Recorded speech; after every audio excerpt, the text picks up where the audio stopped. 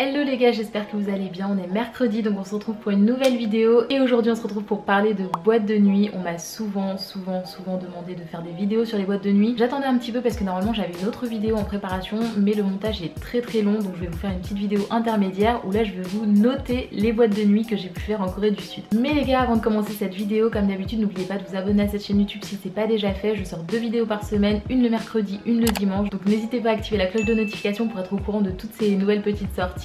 Et aussi suivez-moi sur Instagram, c'est inesai.yt. Je fais parfois des petits sondages pour que vous puissiez participer à l'élaboration des vidéos avec moi, donc vraiment n'hésitez pas à nous rejoindre là-bas. Tout ceci étant dit les gars, on va passer à mes petites notations sur les boîtes de nuit.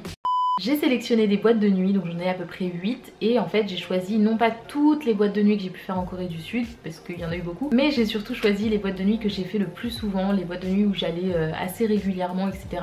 Donc ça risque d'être un petit peu des boîtes de nuit dans le même style, mais c'est pour que je puisse vraiment les noter et vous donner des arguments concrets entre guillemets. Autre petite précision, toutes les boîtes de nuit sont situées à Hongdae parce que Hongdae c'est juste mon quartier, je crois que c'est vraiment fait pour moi ce quartier. Ah non, il y a une boîte par contre qui est située à Gangnam, ce sera la dernière de cette liste et du coup sinon toutes les autres sont situées à Hongdae. Donc si vous n'êtes jamais parti en Corée du Sud ou même si vous êtes parti mais que vous ne connaissez pas trop les boîtes que je vais citer, n'hésitez pas à prendre une petite feuille, un petit stylo et à noter les bonnes adresses que je vais vous donner. Alors on commence très fort cette petite liste avec le Madolic. Le Madolic, franchement je peux pas faire une vidéo sans citer le Madolic. C'est une boîte qui est hip-hop, rap US, R&B, un petit peu de tout ça mélangé, avec aussi des musiques coréennes mais ça va être plutôt du K-rap, etc. Ça va être vraiment dans cette ambiance là. C'est une boîte que j'adore et franchement elle est assez connue. Elle est dans la rue principale de Hongdae, enfin rue principale ça va pas trop vous parler, mais où il y a souvent le gros bordel, la fête en général très fort. Elle est juste un petit peu dans un renfoncement, etc. Mais c'est indiqué dans la rue, donc franchement c'est très facile à trouver. L'ambiance est top dans cette boîte, les musiques sont géniales franchement. Je crois que c'est l'une des boîtes, je vous le disais aussi dans une autre vidéo, c'est l'une des boîtes où la playlist a été le plus souvent renouvelée, c'était ouf.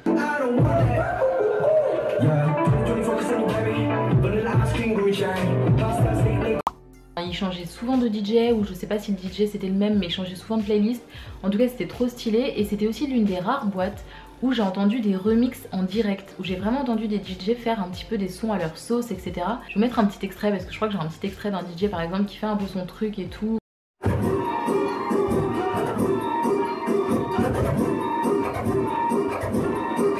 En plus de ça, petite information qui a son importance, il faut savoir qu'en Corée du Sud c'est possible de fumer dans les boîtes, sauf qu'au Madolic c'est pas possible de fumer dans la boîte et il y a un fumoir extérieur, donc ça c'est cool parce que du coup quand tu rentres dans la boîte tu peux quand même respirer et ça fait du bien. Donc pour cette boîte ce sera un joli 10 sur 10 parce que vraiment je l'aime beaucoup. On enchaîne avec une boîte qui est vraiment très connue aussi. Je me demande si c'est pas la plus connue d'ailleurs de Hongdae, franchement je sais pas. J'ai jamais rencontré une personne qui m'a dit ne pas connaître cette boîte en étant allée à Séoul. C'est le NB2, donc il y a aussi le NB1 mais je vais pas vous parler du NB1 parce que je connais pas très bien. Enfin je crois que j'y étais une ou deux fois, un truc comme ça. Je pourrais même plus le resituer. Mais en tout cas le NB2, donc c'est pareil, c'est une boîte hip-hop, rap US où t'as un petit peu aussi de K-rap, etc.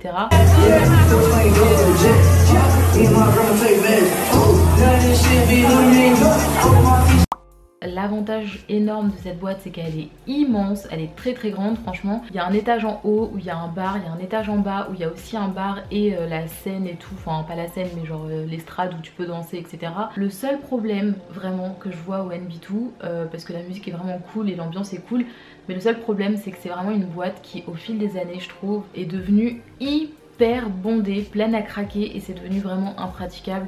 Donc sur les dernières fois où j'ai été en Corée du Sud, enfin la dernière fois en tout cas que j'ai été en Corée du Sud, je crois que j'y ai été une seule fois parce que j'avais envie de me remémorer des bons souvenirs, vous voyez, parce qu'en première année j'y allais hyper souvent, mais là cette fois-ci j'ai vraiment pas aimé et je suis sortie je pense au bout de 20 minutes parce que c'était trop blindé, j'en avais ras-le-bol. L'avantage qu'il y a aussi en Corée du Sud de toute façon c'est que même si vous rentrez dans une boîte vous pouvez ressortir puisque vous avez le bracelet et ensuite vous pouvez re-rentrer quand ça vous chante dans la soirée et vous pouvez faire différentes boîtes et tout grâce aux différents bracelets ou tampons que vous avez d'une boîte à l'autre. Donc pour cette boîte je vais quand même donner un 7 sur 10 parce que vraiment c'est cool, mais comme je vous ai dit le fait que ce soit trop plein bah du coup ça lui a fait perdre des points malheureusement.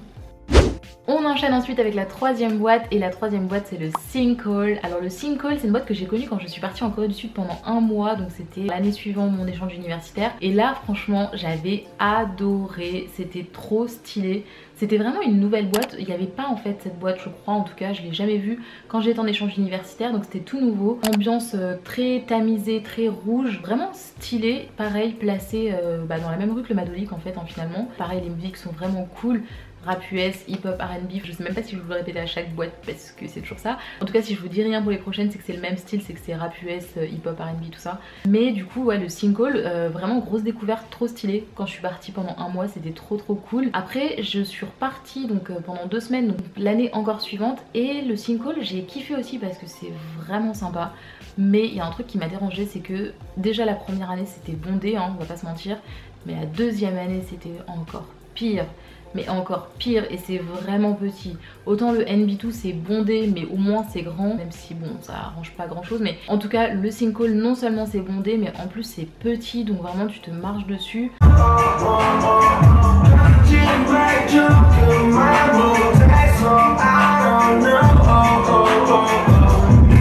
C'est hyper oppressant et c'est vraiment, enfin je sais pas comment vous expliquer, mais j'ai l'impression qu'il n'y a pas d'air, vous voyez ce que je veux dire. En fait ce qui est bizarre c'est que le NB2 par exemple, je pense que c'est parce que c'est grand, le plafond est haut etc. Du coup bon l'air circule quand même malgré tout, c'est juste que t'es collé comme une sardine donc c'est un peu chiant.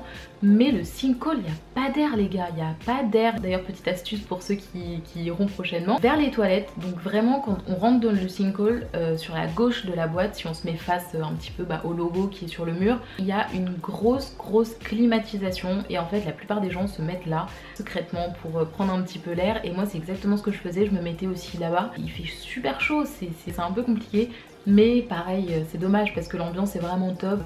C'est vraiment cool, j'ai fait des rencontres super en plus là-bas, donc vraiment je recommande. Pour le Sinkhole je vais mettre un 8 sur 10 parce que vraiment quand même je l'aime bien cette boîte. La quatrième boîte dont je veux vous parler aujourd'hui s'appelle Attention, et alors le Attention c'est vraiment une boîte, je ne sais absolument pas quand est-ce qu'elle a ouvert parce que quand j'étais en échange universitaire je l'ai jamais vue, mais elle est pas dans la rue des boîtes. Et en fait moi je l'ai découverte cette boîte grâce à une copine coréenne. Elle m'a dit un soir vas-y viens et tout, viens on va au Attention etc.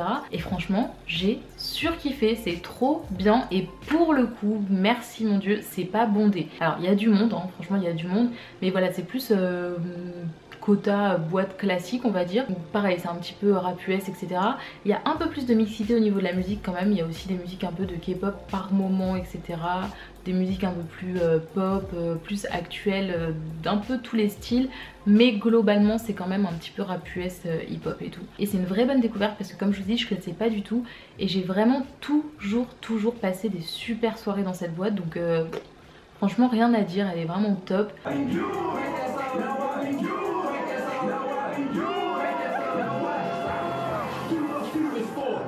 Je vais lui mettre un 9 sur 10, mais 9 sur 10 parce que je l'ai pas assez faite. C'est vraiment une boîte que j'ai surkiffé mais que j'ai découvert assez tard entre guillemets on va dire. Donc voilà, en tout cas 9 sur 10 parce que vraiment nickel. La boîte suivante c'est une de mes boîtes de cœur. Si vous suivez mes vidéos vous savez que j'ai deux boîtes un petit peu de cœur on va dire. C'est le HMV, mais le HMV qui a fermé, où on allait très souvent quand j'étais en échange universitaire, c'était vraiment la boîte, notre QG, enfin notre petit cocon on va dire. On connaissait très bien le staff qui bossait là-bas et du coup c'était vraiment toujours super cool, ils étaient adorables avec nous. Et bah il y a un petit peu ma deuxième boîte de cœur qui s'appelle le Mama. Le Mama que j'ai aussi découvert quand j'étais en échange universitaire. Du coup en fait ce qui s'est passé c'est que si vous voulez le HMV a fermé à la fin du premier semestre je crois, et du coup nous il nous a fallu retrouver un petit cocon entre guillemets. Du coup on a découvert le Mama et c'est à ce moment là qu'on est devenu pareil fan de l'endroit. Et en plus un des serveurs managers que j'adore là-bas, avec qui je m'entends super bien vraiment. Tous les ans, à chaque fois que je retourne en Corée du Sud, on se reconnaît, on se fait un câlin pour se dire bonjour, on se dit qu'on s'est manqué, etc. Vraiment, je m'entends hyper bien avec lui, il est super cool. L'ambiance y est...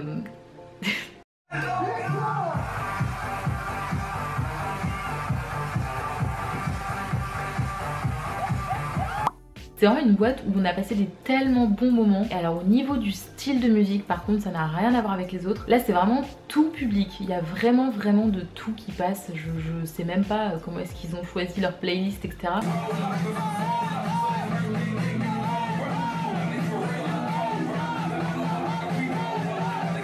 Par contre le seul problème que j'ai avec le Mama, c'est que très franchement la playlist les gars, non, la playlist elle change jamais. Elle change jamais. D'un soir à l'autre, je pouvais prédire la musique qui allait suivre tellement c'était toujours la même chose. Bon, après nous aussi on a besoin un petit peu du délire parce que clairement on y allait tous les soirs, mais c'était hyper cool parce que l'ambiance, j'adore cette ambiance parce que c'était vraiment trop bien. J'étais avec mes potes et tout, je me sentais comme à la maison. Mais en termes de qualité de boîte, de qualité vraiment musicale, etc., je mettrais à la boîte un 6 sur 10 à contre-cœur. C'est vraiment la note la plus basse pour l'instant. Mais parce que si je dois rester objective, c'est pas la boîte où je vais vous dire allez, exceptionnelle, vraiment allez-y. D'ailleurs en plus la disposition du Mama est un petit peu différente des autres boîtes parce que quand on rentre en fait il y a le bar du coup qui est sur la droite et en fait tu peux t'asseoir tout simplement au bar et tout. Mais t'as aussi un petit passage un peu derrière où les gens dansent, mais il y a souvent des tables hautes. Et derrière c'est un petit peu l'espace pour les tables vraiment. Donc en fait c'est bizarre parce que c'est un peu la disposition d'un bar hein, tout simplement, je vais pas vous mentir. Mais par contre franchement passer minuit, même peut-être plus tôt que ça, passer 23h minuit, franchement ça se transforme en boîte. C'est à dire que tout le monde danse, personne n'est assis, que ce soit dans le coin où il y a les tables ou dans le coin où il y a les tables hautes, etc. Mais comme je vous ai dit, c'est pas une boîte que je vais vous recommander si vous n'avez pas d'attache particulière du coup au staff ou vraiment à l'endroit en lui-même. La boîte suivante dont je veux vous parler, c'est le Sabotage. Alors vraiment, ce nom me fait mourir de rire. Le Sabotage, qu'est-ce que c'est? C'est une boîte pareil qui est à Hongdae, mais qui est très ambiance underground. Vous voyez ce que je veux dire? Déjà c'est un peu dans un sous-sol vite fait, vous voyez. Et alors là par contre c'est vraiment, je pense de toutes les boîtes, la plus rap US, hip-hop, R&B, mais là vraiment il n'y a que ça, c'est à fond. Pareil aussi K-hip-hop hein, toujours.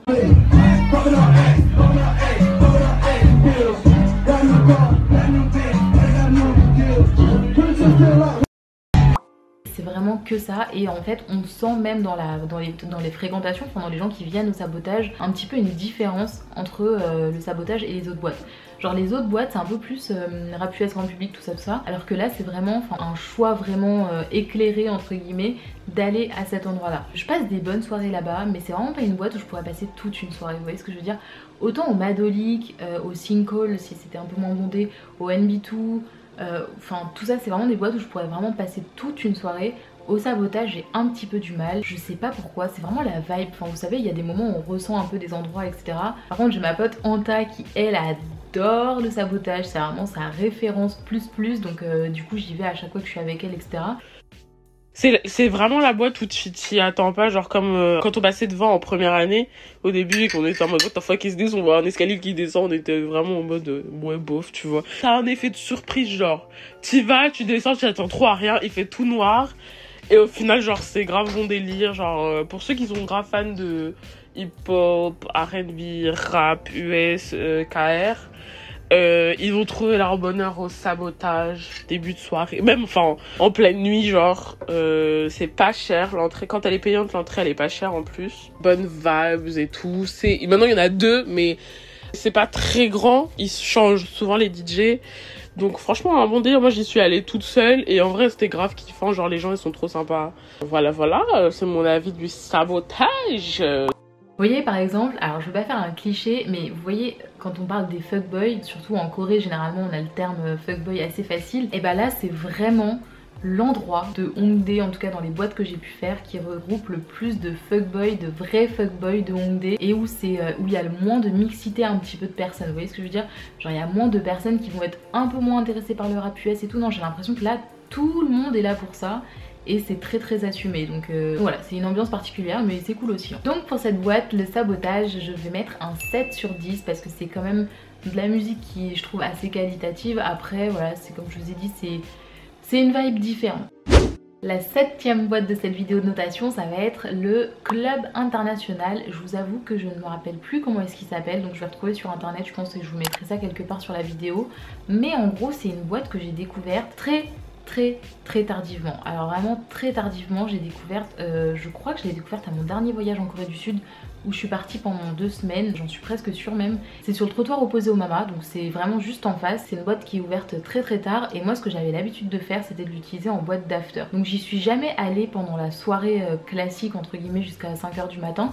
J'y suis toujours allée à la fermeture d'une autre boîte, donc par exemple à la fermeture du Sinkhole ou à la fermeture du Mama.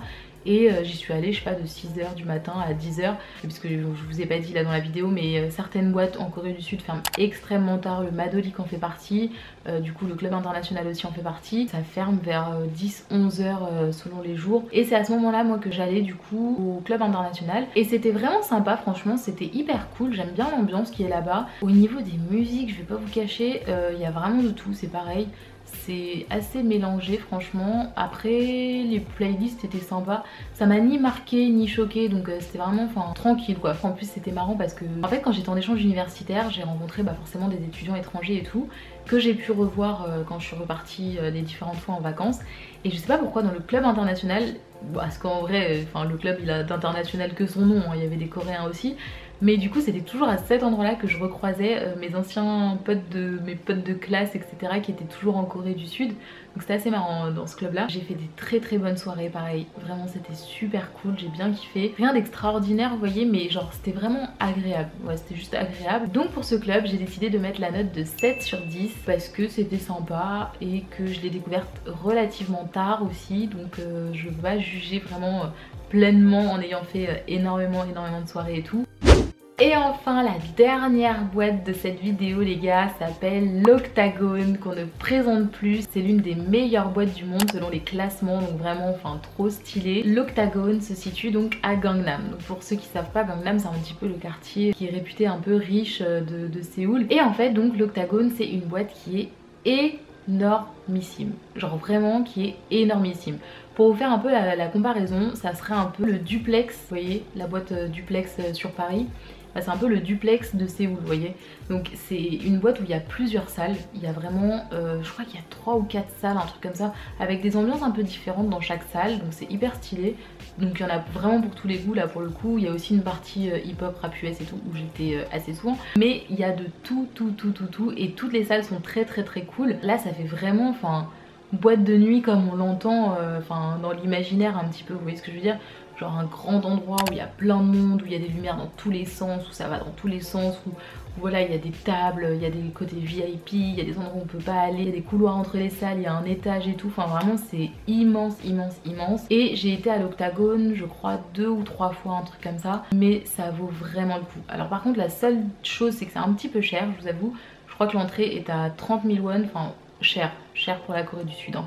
Parce que pas cher pour Paris, mais genre l'entrée est à 30 000 won, c'est ce qui fait à peu près, je sais pas, peut-être 25 euros, un truc comme ça. Je vais vous mettre de toute façon la conversion sur l'écran. Et à titre de comparaison, l'entrée des autres boîtes que je vous ai citées était à peu près autour de 5 000 pour la moins chère, genre le NB2 je crois que c'est 5 000 won, un truc comme ça. Mais sinon c'était autour de 10 000 won, 15 000 won grand maximum. Je crois pas en avoir fait à 20 000 won. Donc vraiment le 30 000 won, c'est pour ça que je vous dis que c'était relativement cher, parce que c'est en comparaison aux autres boîtes. Mais vraiment l'Octagone ça vaut le coup. Si vous avez l'occasion d'aller à Séoul, franchement faites cette boîte parce que je trouve que c'est hyper stylé. Et ce qu'il y a aussi d'assez marrant, c'est que par contre la population est totalement différente. Ça c'est ouf parce que pour le coup, autant à Hongdae, dans toutes les boîtes que je vous ai citées, vous pouvez y aller comme vous voulez. Moi j'y allais clairement, mais sans blague hein. J'y allais très clairement en jogging, j'y allais souvent en jogging avec un petit crop top et tout, une casquette, machin. Mais ça fait partie vraiment de l'univers, un rap US, hip-hop, dans un club à Hongdae, c'est un peu le style, un peu la vibe qui est autour. En revanche à l'Octagone, jamais de la vie vous vous pointez en jogging les gars, genre c'est mort, c'est archi mort, ils vont vous refuser l'entrée parce qu'ils ont le refus aussi très facile, hein, je vais pas vous mytho, enfin pas très facile, j'abuse, mais ça va être plus par exemple comme une boîte parisienne. Ça me fait vraiment penser en fait aux boîtes parisiennes, que ce soit au niveau de la fréquentation ou au niveau des critères d'entrée etc. Il faut être hyper bien habillé, voilà, un truc assez classe, vraiment pas vous pointer en jogging avec un bob et puis des grosses baskets parce que je suis pas sûre que vous aurez l'entrée. Et dans cette boîte du coup, comme je vous l'ai dit, c'était tellement bien que je vais finir cette vidéo, même si j'y ai pas été beaucoup, je vous avoue, je finis cette vidéo sur un 10 sur 10 parce que c'est vraiment stylé, franchement c'est vraiment stylé. J'ai adoré les soirées que j'ai fait là-bas, j'ai rien à dire, franchement c'était trop cool, les musiques sont vraiment bien, c'est hyper varié. Si t'en as marre d'un mood, tu peux aller dans un autre. Le seul point négatif que je pourrais donner à cette boîte, mais qui est pas propre à la boîte, donc ça reste un 10 sur 10 pour la boîte en elle-même, c'est que quand vous êtes à Gangnam, si vous allez à l'Octagone pour le coup, et que vous vous faites recaler, ou que tout simplement vous n'aimez pas la boîte, C'est compliqué de trouver des boîtes aux alentours parce que c'est assez espacé, vous voyez. On va plus être donc comme pareil une boîte parisienne, hein, si vous allez au duplex, c'est vrai qu'il n'y a pas grand chose autour. Alors que par exemple si vous allez à Hongdae, s'il y a une boîte que vous aimez pas, vous pouvez facilement aller dans une autre boîte et naviguer comme ça de boîte en boîte jusqu'à trouver ce que vous aimez. Soit il va falloir prendre un taxi, soit il va falloir marcher un certain temps pour rester par exemple dans Gangnam et trouver un autre endroit. Donc voilà les gars, c'est déjà la fin de cette vidéo. Enfin déjà je pense qu'elle est quand même relativement longue celle-ci. Mais en tout cas c'est tout pour mes notations sur les boîtes de nuit. J'espère que ça vous en a pris un petit peu plus. J'espère que ça vous aura aussi donné des petites pistes si vous avez l'intention de partir en Corée du Sud encore une fois, ou si vous y êtes déjà parti mais que du coup vous cherchiez éventuellement de nouvelles adresses de boîtes de nuit à tester. Si vous avez d'autres boîtes de nuit à me conseiller, franchement n'hésitez pas, hein, dites-moi ça en commentaire. Je me ferai un plaisir de tester la prochaine fois que je retourne en Corée du Sud. Et n'hésitez pas aussi à me donner vos impressions, quelle boîte vous a donné envie et laquelle vous auriez bien envie de tester, etc. Ça serait hyper intéressant de lire ça. En attendant vos retours les gars, je vous dis à mercredi prochain pour une nouvelle vidéo sur la Corée du Sud. On se voit dimanche pour un nouvel épisode de Une semaine, un drama. Donc d'ici là, prenez soin de vous.